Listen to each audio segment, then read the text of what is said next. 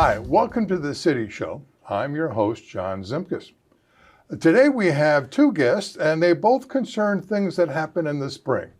The weather this last few weeks, there's been at least one day you felt like going out to the park, or you actually did that. And no better person to talk to about that than Casey Burdick, who is the Recreation and Natural Resource Coordinator for the city. Yeah. Welcome, Casey. Thank you for having me on. How are the parks in Lebanon? Are they in good shape? We have made a lot of improvements over the last few years. Yes, in general, I think overall we have a great park system, and I hope people are starting to realize how many different parks we actually have. Okay. And how many parks do we have, actual individual places? So individually counted, we have 17. And they range from the very small parks in the downtown that are, we call 0.2 acres, like Christmas Tree Park or Gazebo Park next to the Golden Lamb, all the way up to our largest park is Colonial Park, and that's 130 plus acres. Wow.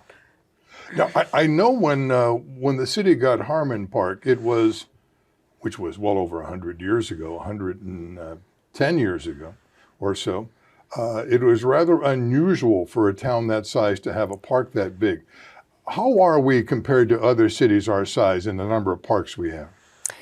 I don't have a good count on what the other communities have, but I would say we are above average. We really do value green space here in Lebanon, and we have 700 acres of parks altogether in our community, so there's lots of opportunities for pretty much any sort of outdoor recreation you might be into. And with new additions to the city, they almost always include some sort of park, don't they? Correct. We do require green space anytime a new subdevelopment or anything goes in, even if it's just an extra strip of trees. Mm-hmm. So we definitely encourage that green part of any sort of development. Now, in your position as the Natural Resource Coordinator, as well as recreations, do you have any say as to those green spaces? We do have feedback, or an opportunity to feedback to those communities or to the development groups. We have a specific set of guidelines that they have to follow, a certain amount of trees and landscaping, things like that. The zoning department handles the first level of that, and then I get an opportunity to review to make sure that the trees they select are right for the area, that they aren't going to cause future problems, like, for example, something that might end up being invasive, like the pear trees that are now illegal to sell in the community. Mm-hmm. So yes, we try to make sure that it's going to be a good plant that will last a long time for whoever gets that property or moves into the neighborhood. Mm-hmm. Now, with spring coming and here once a week or so, we've got a lot of things happening in the park system, don't we? What's coming up? So we're gearing up for what I call Earth Month. So April has Earth Day and Arbor Day at the end of it. And we have a lot of fun things coming up, but we kind of kick off those months with volunteer events so we can get the parks really shined up and looking good for when it's time to start going out and actually having fun. So now, I read that there's going to, on Wednesday, starting this month and going through September, there is the bike park has a volunteer thing on Wednesday nights. Yes. What do the volunteers do? What do you want for them to do? So I'll be out there. We're there from 5 to 6:30, the third Wednesday of each month. And people can just come out and I will help them learn how to take care of the trails. So we focus mainly on the mountain bike trails. We do things like cutting back the honeysuckle and roses and things that might get out and grab you when you're riding or walking by. We try to prevent erosion. So anywhere where we've had all the rains over the winter months, where we're getting gullying in the trails, get those smoothed back out so that folks can safely ride out there. We do some weed eating, It's not necessarily glamorous stuff, but it really allows park users to enjoy the park when they are out there with their bikes. You mentioned earlier invasive species, and then you mentioned honeysuckle. I saw there's something called the Honeysuckle Blitz. What's that? So that's going to be a fun day. I mean, anything's fun if you're out there with people with a good humor about it. So at Harmon Park, as well as Colonial Park around what we call the French Run Trail, we're going to be working to cut back the honeysuckle in those parks. So again, we'll train anybody how to do this. Bring your own loppers or hand pruners and gloves. Any age can help as well. And what we're going to do is we're around the playground area at Harmon Park. We're going to go back through and cut back any of the new growth where we've done a lot of work there along the stream bank to help control the honeysuckle there so that people can actually get down to the stream and have some fun and check out Flip Rocks and see all the cool stuff in the stream as well. And then also at Colonial Park, we are trying to reopen the French Run Trail. So if people aren't aware, there's actually an almost 3-mile trail that cuts through all of the different parts of Colonial Park. So we want to get that back open and make people feel safe and increase the visibility around the trail so that, you know, it's you kind of know what's around you and you can feel comfortable on that trail. Now, when does this take place? A particular day or? So it's going to be on Earth Day itself, so April 22nd. We'll be working in the morning from 9 to noon, and folks can contact me and get on the list, and I'll assign you to a park, and we'll get you set up that day. No, that's a Saturday, right? Correct. Okay. Now, Colonial Park, as you mentioned, is fairly big. Where do you get to the French Run Trail? You could access it from any of the 4 entrances, actually. There's, the swinging bridge. I'm amazed by how many people don't know we have the swinging bridge. It's right behind the post office, and it leads to our new fishing pond, which a lot of people don't realize we have as well. That's actually on the French Run Trail. And then it cuts through Colonial West. It kind of goes through between the ball diamonds up to the top of the hill where folks watch fireworks every year. There's a trail that goes down through there, and it comes back up at Colonial North. And then there's another section that goes around to Colonial East. You get to cross the stream. Again, a great place to flip rocks. Kids love to go creeking, go and find different critters out there. That comes out in the parking lot for East. And then you can cut through. There's a strip of pine trees at the far end of Colonial East. And there's more trail that comes down, and it takes you back out right by the post office. Now, is there parking by the post office? There is parking back there, yes. It's around behind it, so you have to kind of go. It looks like a dead-end road, and it dead ends into the park there. Now, there's also something, the only thing that stuck in my mind is the word hippie. Oh, yeah. Is that also on Earth Day? That is on Earth Day. And what is that? So Mandy with Barefoot Hippie Homesteading, she's a great local person. She has a small business where she does a lot of eco-friendly, conservation-type, small-scale work. And what she's doing is she's going to offer a program for kids and families more geared towards that end of things rather than doing the manual labor. Kids get kind of tired of cutting honeysuckle. So she has set up a great day where she's going to be giving away trees. She's going to talk about composting.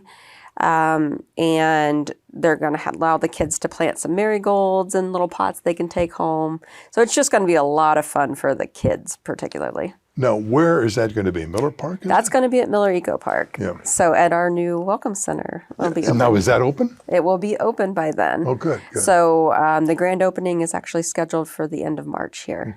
Okay. And what does the Welcome Center have? So it's primarily a restroom building with water fountain. And then there'll also be picnic tables. And at Miller Park, we try to have a monthly educational program. So that'll be the meeting spot for that program where we can sit down and do some education and then ideally get up and still go and walk and enjoy the park. Now, speaking of Miller Ecological Park, they have a big celebration coming up in May. Yes, so What's really excited about that. Much to my disbelief, Miller Park has been open 10 years as of May 12th. The event's on May 13th because it happened to fall on a Saturday. And we have so much fun stuff. We're going to have educational booths. Raptors Inc. is coming and doing a raptor show for the event. So that's always fun to see the birds flying. So that's birds then, right? Yes. So owls and falcons and hawks, and they'll bring a number of these and they'll have them fly around and show some of their hunting techniques and really good education. And it's so fun to watch those animals do their thing. And Miller Park is actually growing bits and pieces here and there. It's taking in new land, isn't it? We're always looking for kind of some new opportunities where it makes sense. The original section of Miller Park is about 45 acres. And then a lot of people don't realize there's an opening and you can go back and there's another 54 acres back in that back section. So the park's just shy of 100 acres big. Wow. Now, in those 10 years, it has developed greatly. I mean, the whole idea was to bring nature closer to the people, and it has done that, hasn't it? Absolutely. With things they planted and things they built, and now after 10 years, it's really making an impact on the natural aspect of the area. Now, is Miller Park, there's a committee running Miller Park. Is that a sort of a hybrid city private thing, or? So how that works is the Miller family that sold the property to the city at a great discount originally. Some of the descendants of the Miller family have set up a trust for that property. So it's a city park, but they kind of set up what I'll call a rainy day fund. So they are raising funds that if for some reason in the future the city comes on hard times, there will still be funds set aside for doing maintenance and keeping that park up and running. I do know initially there was a committee or a commission. Does that still meet the Miller Park group? Yes, we generally meet twice a month, every other month with the steering committee, and then the trustees meet twice a year. Mm-hmm. Fantastic. Is there anything else going on in the park system or in the natural resources of Lebanon that we should be aware of? Really excited. So probably at the end of April, early May, we are installing a new playground at Pleasant Square Park, right across from the post office. So the old equipment was old. I mean, it's 20 plus years old. So it was starting to show signs of wear, and bits have been falling off and things like that. So in order to make it safe, we're removing all of the old equipment and replacing it with new equipment. So there'll be a 2 to 5 year old play set, a 5 to 12 year old play set, and a new swing set, along with artificial turf. So that was so popular at Harmon Park, we decided that we would go ahead and install that artificial turf there as well. Now, currently the playground equipment is in the south side of the park. Mm-hmm. Will the new equipment be in the same location? It'll be roughly in that same area, and it will all be combined into one long strip along through there. The feedback we got from the neighborhood was that it's great to have the equipment, but if I have a younger child and an older child, it's really hard to watch both of them at the same time. Mm-hmm. So that's why we're combining them into one grouped play area, separated by the swings. So if the older kids are playing a little rougher, the little kids can still play and be safe. Will there be benches or picnic tables where mom and dad can sit and watch the kids? Oh yeah, we'll have benches in the area. So, it'll definitely be a facelift on that park. Oh, great. Anything else we should be aware of? I think that's a lot of what we kind of have going on for now. We have a lot more coming up this summer, but I don't want to overdo it and people will forget what I have coming up. So, well, you'll have to come back and tell us again later this year. That would be fantastic, yes. Okay. Well, thank you so much, Casey. It's always a pleasure talking to you. And we'll be right back with our second guest in a moment.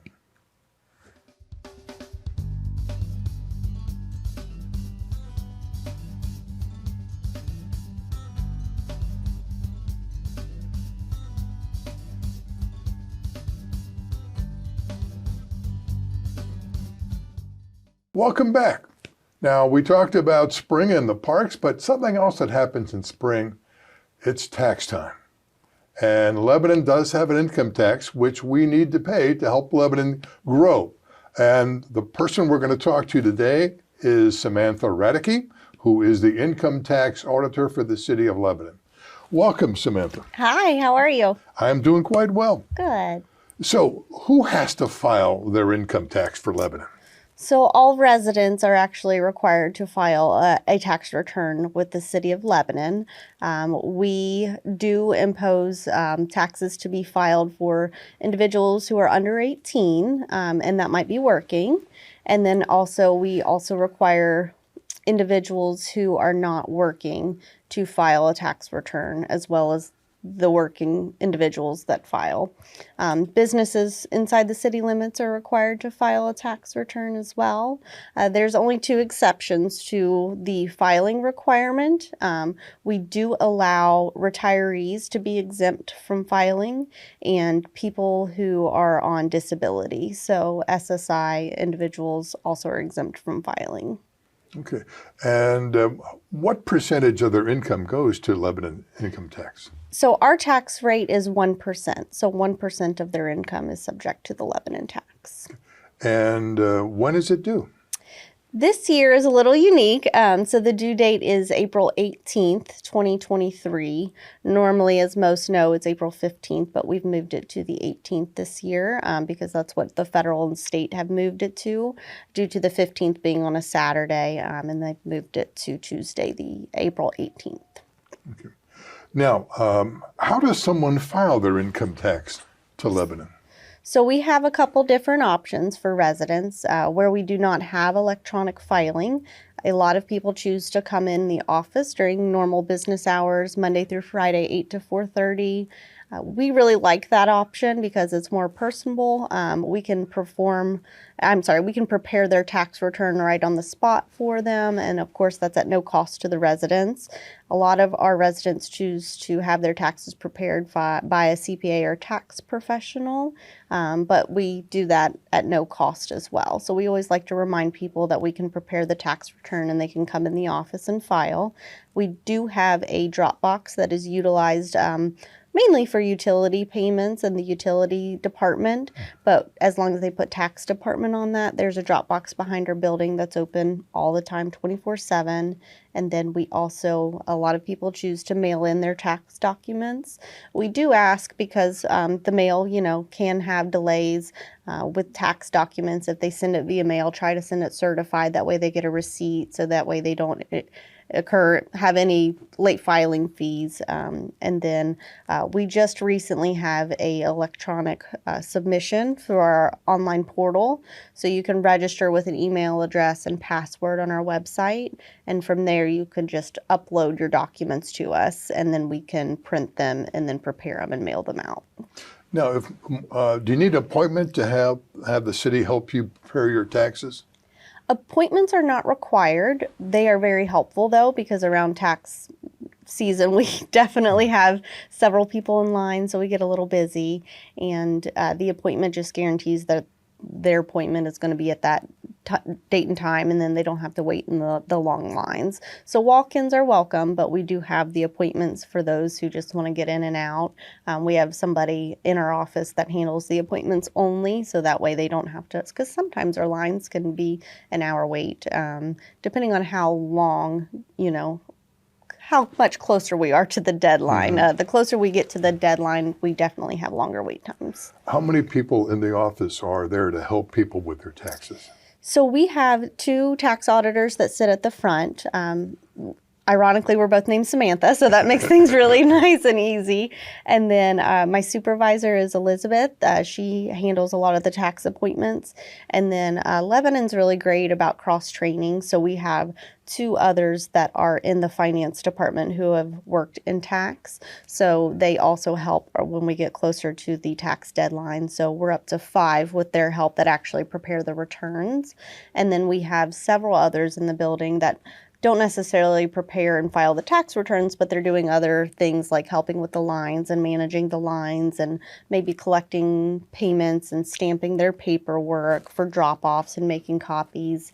And then we also have somebody who is in payroll that used to be in tax, and she is able to work on some of the mail that we get because we get a lot of mail, so she can help process that so our attention can be at the front. So a lot of cross-training that allows us, I think, to be pretty efficient with the tax department. How long does the average meeting with the tax auditor take place? Okay. Is it long, short? It varies. If somebody is just a W-2 employee and they don't have any additional income, our system is really quick, so we can get somebody out within 10 minutes pretty easily.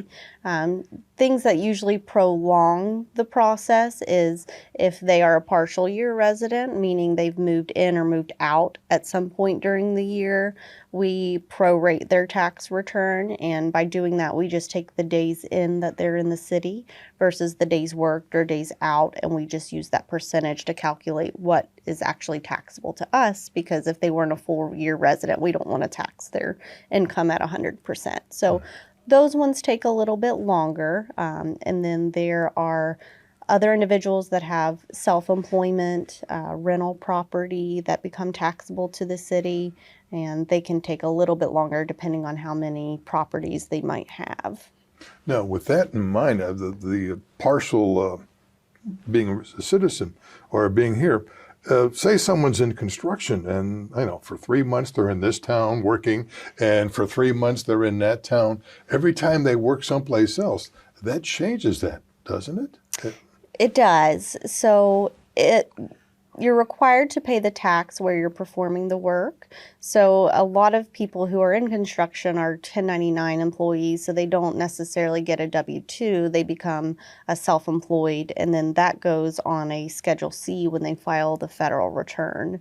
And then we take a look at the Schedule C, and if they have a certain amount, once we take their net, so once they can write off all of their expenses and deductions, we'll just tax that net amount. However, if they're filing with another city because maybe they did work in another city like Monroe or Mason, any neighboring cities, and part of that was taxable to them, we'll still give them the 0.5% credit on that. But as a resident, 100% of their income is still taxable to Lebanon. Now, with COVID the last few years, an awful lot of people are working from home.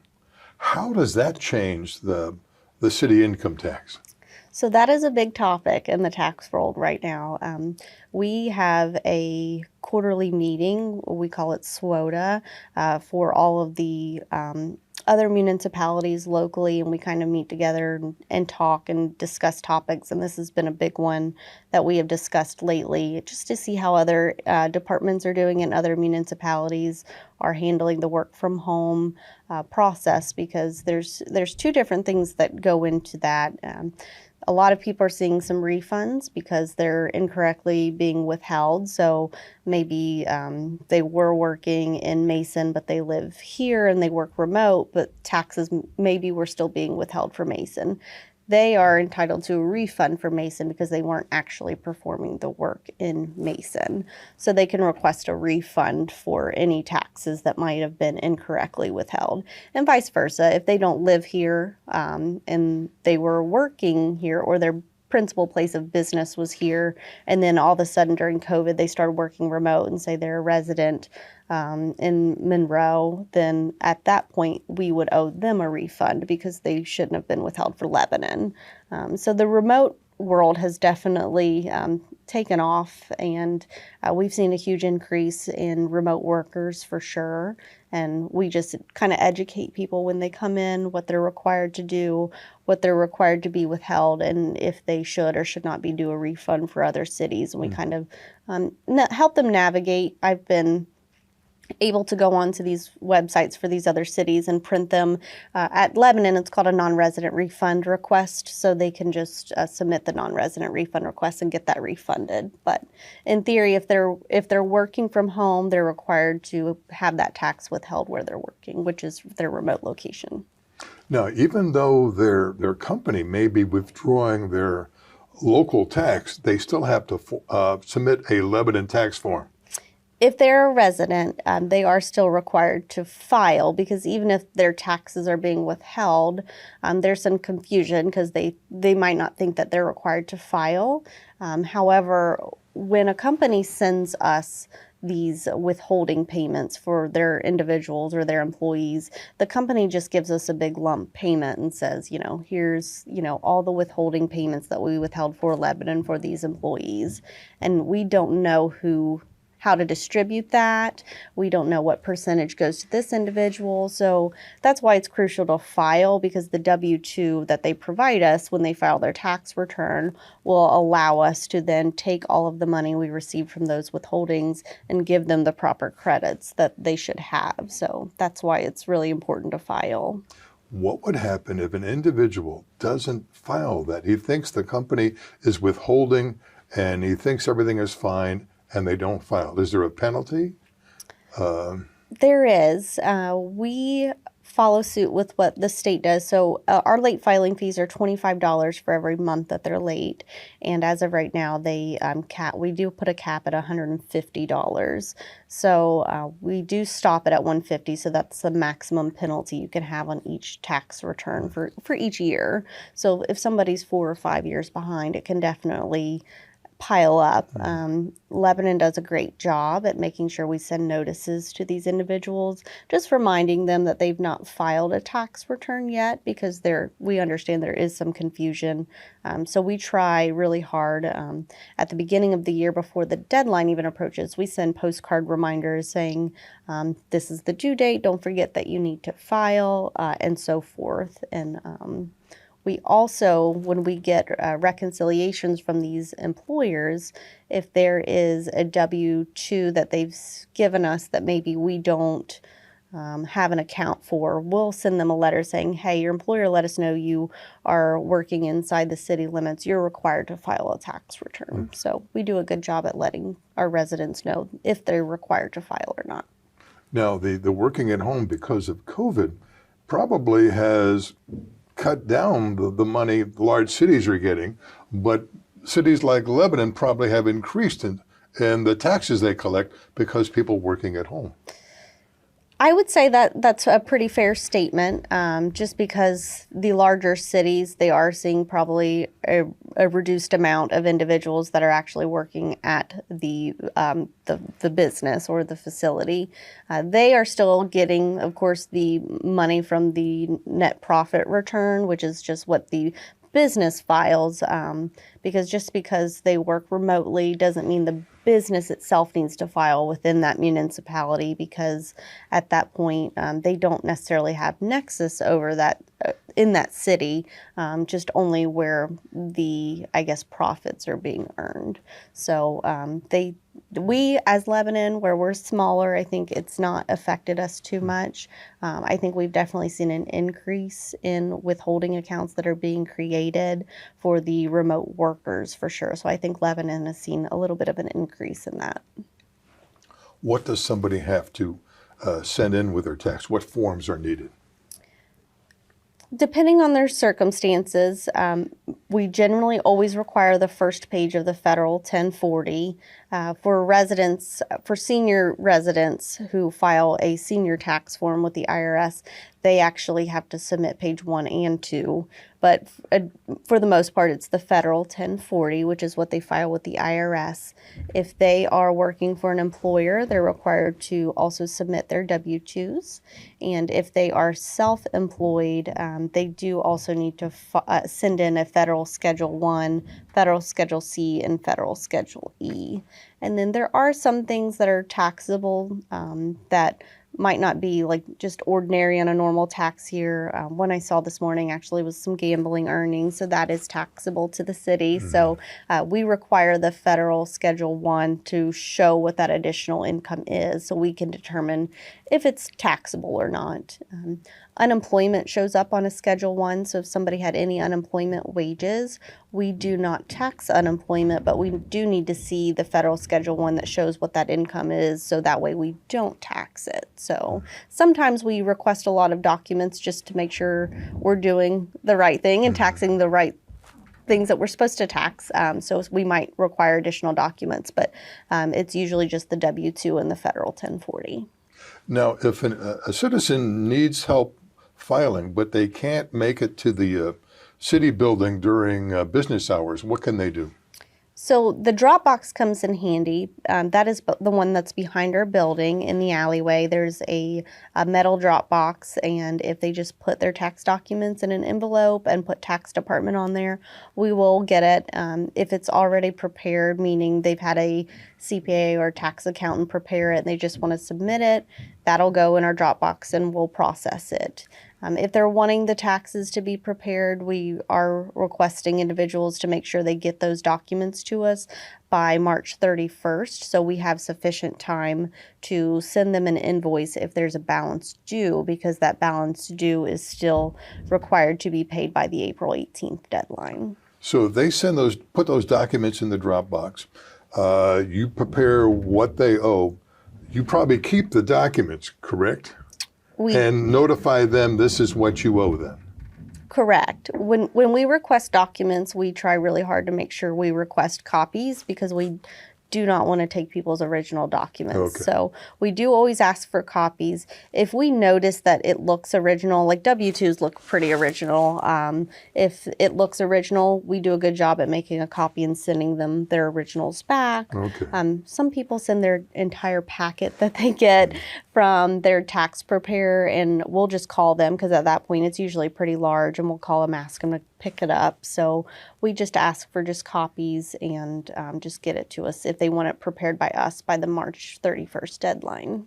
So they have to get it in 18 days before it's actually due for the city to help prepare it. Mm-hmm. And then if they haven't paid, they have to pay that by April 18th. Yes. Now, are there extensions? We do allow extensions. There is a little confusion on the extensions. So an extension is only an extension to file, not an extension to pay. So even if an extension has been, I guess, filed with the federal, we just need a copy of the federal tax form showing that an extension was filed with the IRS. That way we're not sending them a letter saying, hey, you didn't file, because they didn't file because they have an extension. So a copy of that extension is fine. We also have our own extension online if people would like an extension. But again, that extension is just for their paperwork or their documents to be submitted. Payment actually is still required by April 18th. And if payment is not received, we do impose penalties for not paying the tax by the due date. As we've already mentioned, $25 a month. So that's actually a late filing fee. Oh, okay. So the late filing fee, yes, but if they have a balance due, that's a separate penalty. That's usually 15% is what it's set at now. And then 5%, I think, was our interest rate. They change it every year, and our interest rates are always on our website for people interested in learning about what those interest rates are for any given year. Samantha, is there anything else we need to let the people know about their income tax? I would also like to mention estimated tax payments, because that is something that we do enforce, and a lot of people maybe are not aware that it's a requirement, and that is if the tax is not being withheld for them, they're required to pay it quarterly throughout the year. And if it's not paid quarterly, then there is the 15% penalty on that. So we see that more with people who are self-employed, have rental property, or individuals that work outside of city limits.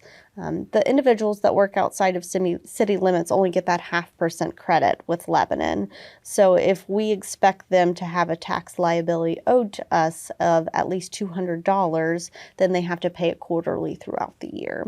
And we usually get that from their prior year tax return. So if we look at their 2021 tax return, we would estimate their 2022 tax liability to be the same. And if that's over $200, we do send quarterly invoices, and they have to pay it quarterly throughout the year.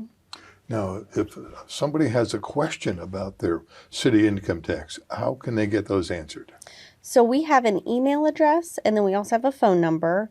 Our email address is incometax@lebanonohio.gov. Ohio is spelled out. And then they can contact us during normal business hours, Monday through Friday, 8 to 4:30. Our phone number is 513-924-9325. And then they can reach out to us again with any questions they might have. And we also have the secure email where they can upload documents to as well. Okay. Well, thank you so much, Samantha. Yeah. I mean, it's something people don't necessarily like, but it's necessary. Yes, absolutely. Yeah. And so we appreciate you telling all us about the city income tax. And if you have questions, contact through the website or by phone. And thank you for watching, and I'll see you around town.